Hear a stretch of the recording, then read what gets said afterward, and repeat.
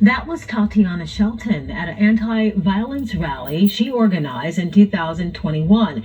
At the time, she was awaiting trial in a murder case. The jury found her guilty in March, and today a judge sentenced her to 20 years in prison. Our Brendan Kirby is in the news center now with the very latest on this. And Brendan, this wasn't a typical murder case, you say? No, it sure wasn't, Lenise. This was a defendant who had no prior criminal convictions, a good job, 2 young children. Now 2 families are forever changed by the decisions she made in the span of just a few minutes 4 years ago. The judge, prosecutor, and defendant all used the same word to describe the events of May 10th, 2020, senseless. Mobile County Circuit Judge Brandy Hambright sentencing Tatiana Overton Shelton to 20 years in prison for the murder of Quintavious Thompson. According to testimony at her trial in March, she was standing in line at John's Seafood on Spring Hill Avenue. A man cut in line, prompting an objection from a pregnant woman behind her.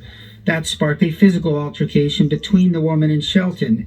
When Thompson tried to break it up, he and Shelton got tangled and fell through the window.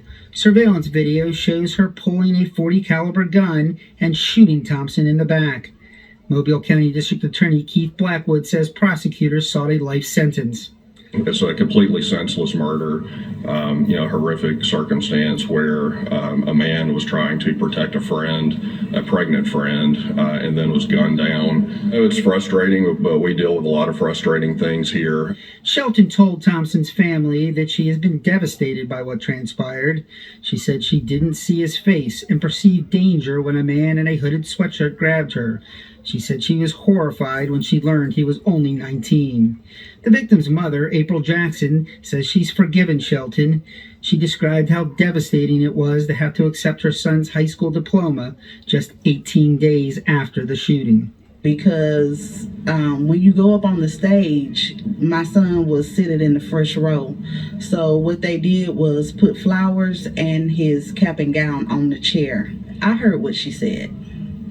And I think that today reality is actually setting in on her actions. Thompson's sister, Carson Thompson, was just 16 when her brother died.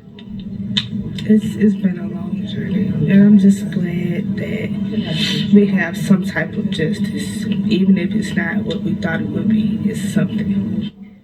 Shelton started in cosmetology and then pursued successful careers in nursing, pipe fitting, and as a crane operator. She was a certified welder who trained new welders. The victim's mother says that's ironic because her son planned to study welding after graduation. If things had played out differently, Shelton might have been his trainer. Reporting live from the News Center, Brendan Kirby.